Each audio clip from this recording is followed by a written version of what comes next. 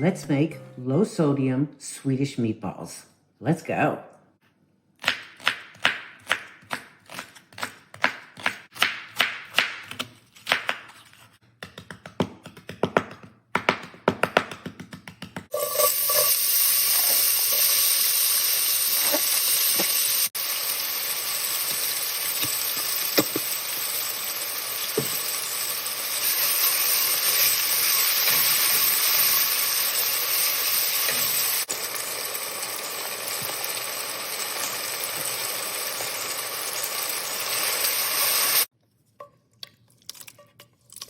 We're going to pour our mixture into our meat.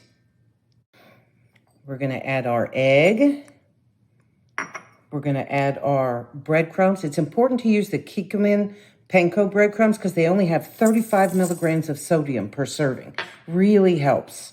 And then instead of allspice, I'm using Mrs. Dash's steak seasoning. Let's get this all mixed up. Time to get my hands dirty. Our meatballs are formed. 2 cups low-sodium beef broth.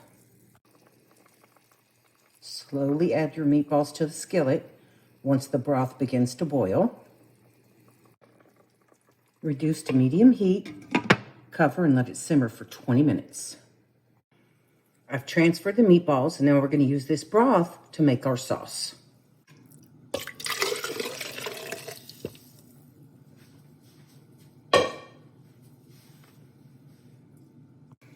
You can use non-flavored yogurt or sour cream, either one. We're going to pour in a little bit of Mrs. Dash, garlic and lemon, just to give it a little bit more flavor.